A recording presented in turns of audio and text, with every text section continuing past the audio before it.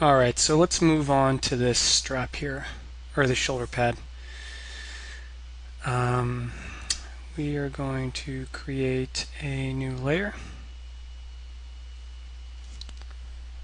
And let's look into our image manager and see what we have in here. I think this is an interesting texture. Kind of a rawhide, possibly even kind of go for a suede look. That'd be kind of interesting on the inside here. This is actually even better. So let's try to plug this guy in.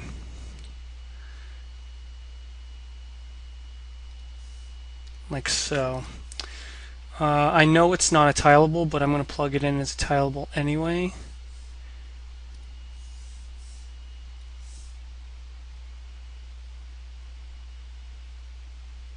I believe it's this one.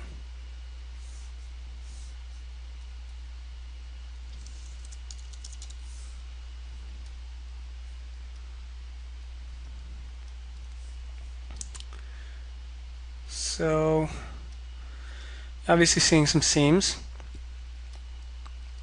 which is okay. Pretty happy with that. So I'm going to, first of all, mask everything out. And I want to mask everything that's not that piece there. So I'm actually going to hide that one. Get a black brush and bake it down.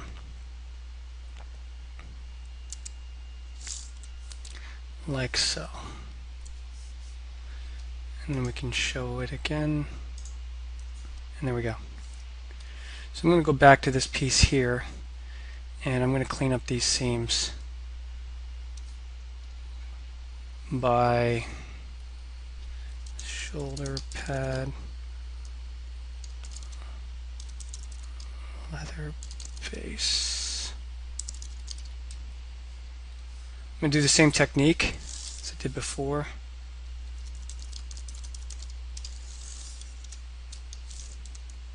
I'm going to grab that texture here with an organic brush, paint it back in. Going to be I want to make sure that the scale is the same.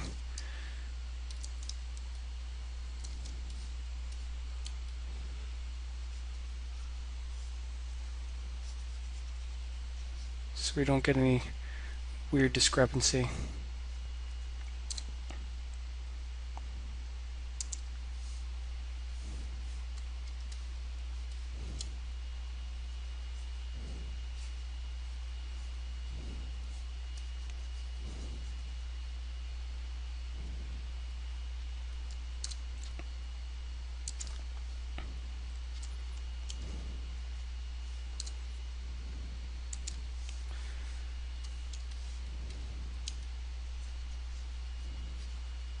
For the most part, I don't usually use this technique where I just tile a non-tileable texture for obvious reasons. But every once in a while, I'll plug it in and see how it fits. And that works for me. Yeah. Awesome. However, I don't want this color tone. In fact, you know what? Because it's not a true tileable, if I were to tile this again, I would lose the seams. So what I'm going to do is I'm going to merge these together, because I'm fairly certain this is what I want.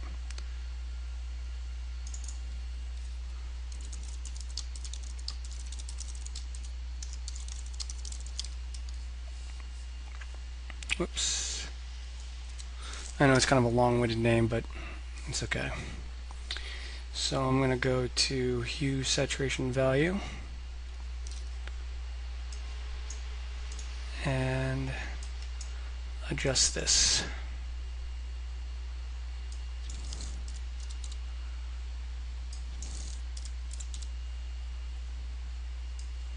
I'm actually going to knock almost all the saturation out. In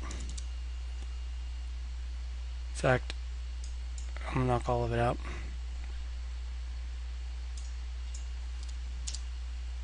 Tone that down.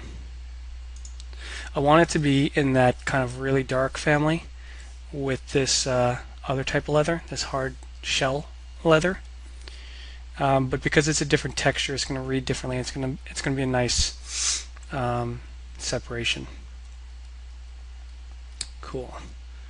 And while we have this texture, I want to do the same thing to these nubs because I want these nubs to be black. I'm going to take this texture here because this is the base of it. I'm not too concerned with it. I'm just going to lay this down.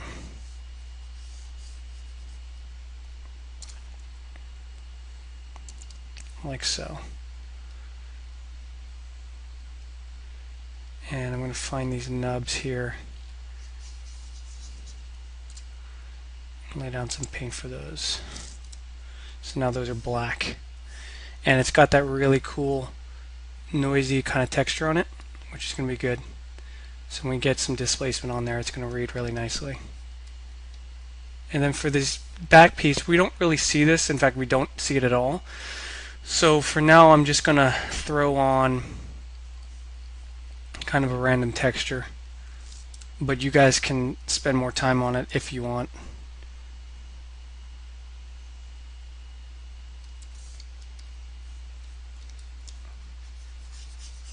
I'm going to toss this on here.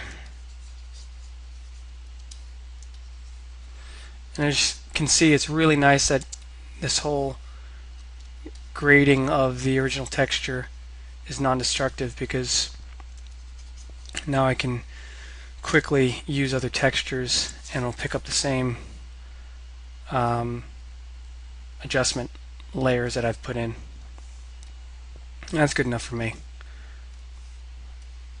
Honestly, I'm not going to spend any time on this back connector pieces, so it's not going to be too much of a concern. Now I want to fill in this border. Let me just make sure what that is.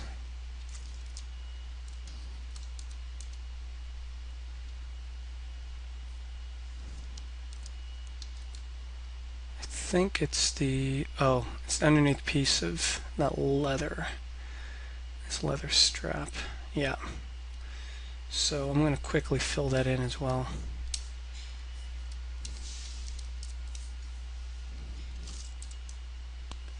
That suitcase texture. Again, not worried about the size because we're never going to see it. It's going to be underneath.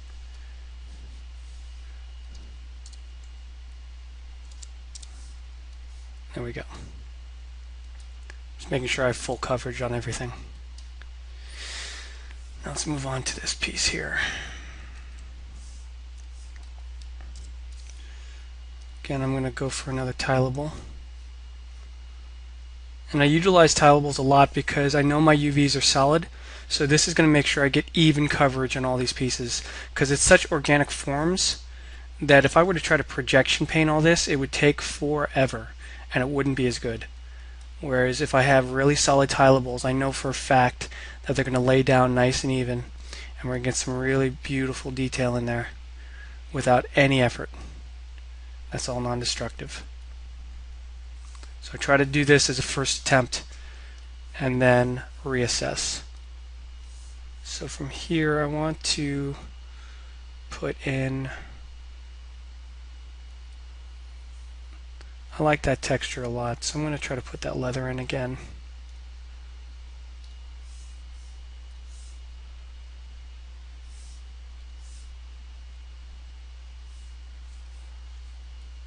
And scale it down. Like so.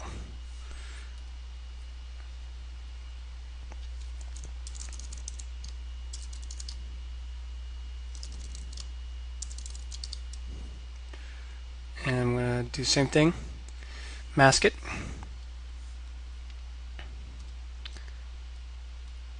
grab these pieces,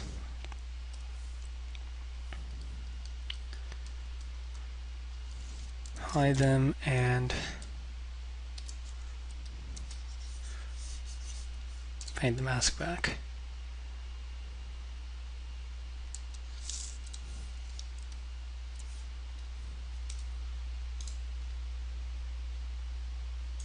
And show them.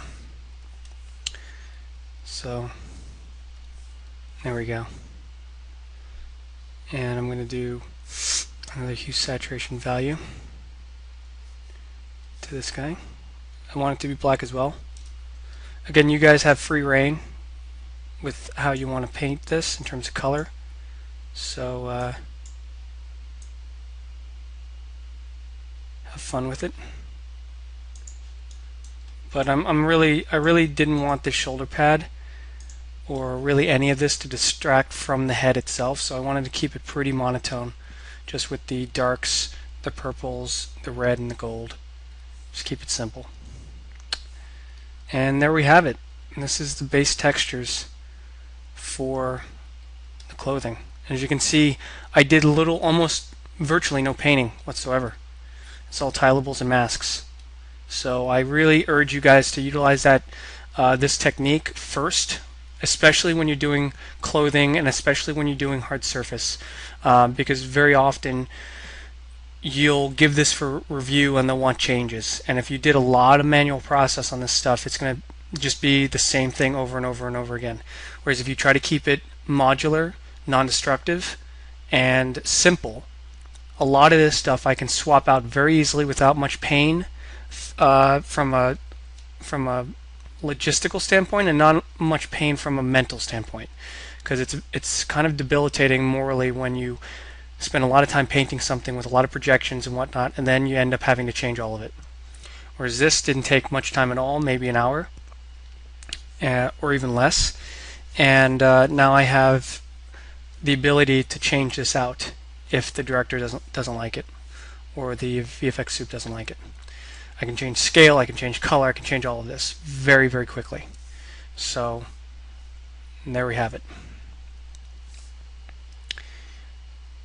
Now I want to go in and start adding details to kind of bring more character into this stuff, because right now it's very generic, nothing really interesting about it, and I want to bring a little bit more flair because it is ceremonial armor and attire. So the first thing I want to do is address this red strap, because I had a very clear idea what I wanted to have on this. I wanted some kind of like very ornate embroidered gold lace in here, because that'll tie really nicely with this gold metal. So I'm going to go back to this, I think it's this one here. I'm just going to rename this so it's more descriptive. And I want to add, first of all, before I add the lace, I want to add some cracking detail on here. Something like to mimic what's going on here, ever so slightly. So I found these really cool images here that have exactly what I want. And because they're white, it's going to be very easy to manipulate them. So I'm going to go to my layers. I'm going to add a new layer.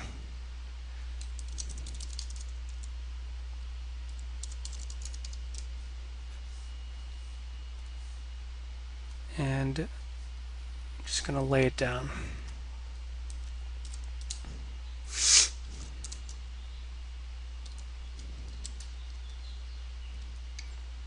I like what's going on here with the vertical.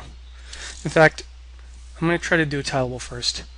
The nice thing about tileables is it maintains the resolution very precisely, whereas because I'm a victim to the paint buffer, which is 4K, sometimes I can't necessarily paint from this distance and make sure I get full coverage, because the scale is going to be off and the resolution is going to be off. So with a tileable to start out with, I can get much cleaner detail.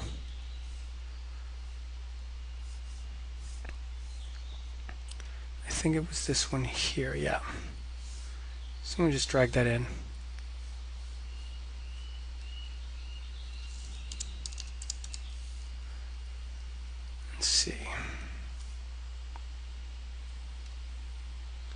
See what I get.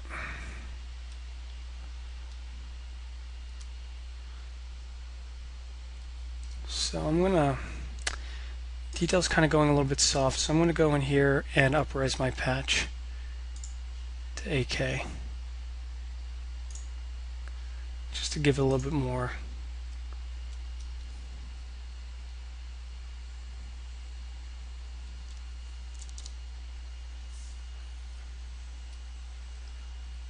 And very quickly we're getting some really cool details in here that I'm really responding to. So I'm going to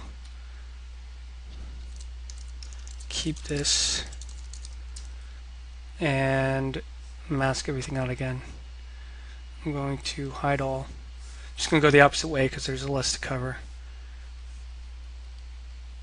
And I know because it's all red, it's easier to see what I'm doing.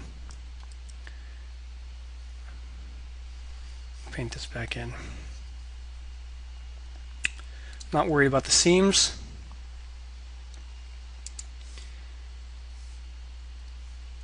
Because from here we don't really see them. There's a couple there, but I'll show you exactly what I'm going to be doing here. Give you a better understanding. And this detail is coming out really nicely. It really gets that sense that it's folding over on itself and it's been used slightly. So I'm going to actually, I want the cracks to be white, or at least lighter than the red. So I'm going to invert this, and I'm going to do a screen. And then I want to re-level this a bit.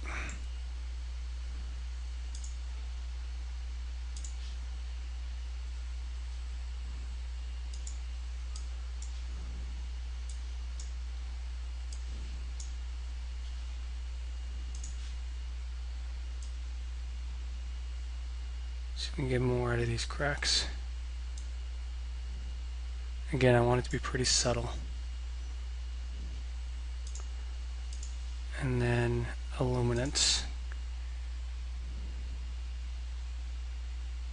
And there we go.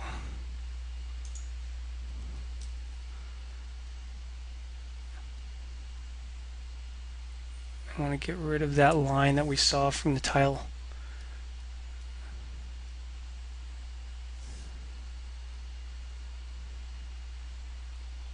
Perfect. So from here, you can see that there is a seam here, but it's really not that noticeable. And what I want to do now is actually, I want to paint into this mask.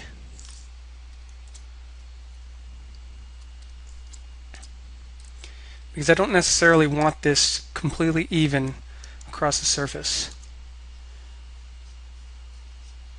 of this leather. Just some areas I just want it on the edges, because again, this is fairly new. So it is leather, so it has a little bit of wear to it, but I don't want it everywhere. I just want to be mindful with the concept of areas of rest.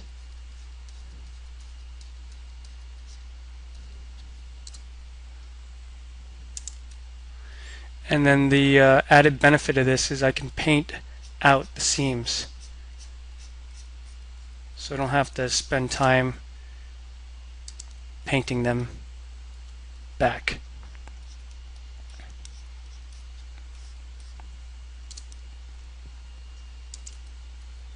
Awesome. So now we're getting some really cool finer detail that's going to help reinforce maybe some of the softer detail that we had before. And you see we get nice fine cracks in here. It's going to look really, really nice. So there's the basis for the details for this red leather, which I'm really happy with. And for now, I'm going to cache some layers that I know I'm done with. So we can speed up Mari a bit.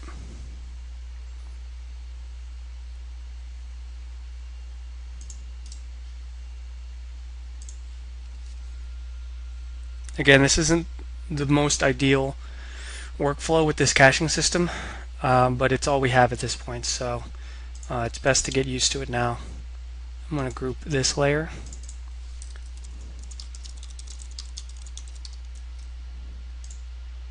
And keep that where it is. Cool. So I'm going to end this recording, start a new one, and we're going to continue detailing on this red strap.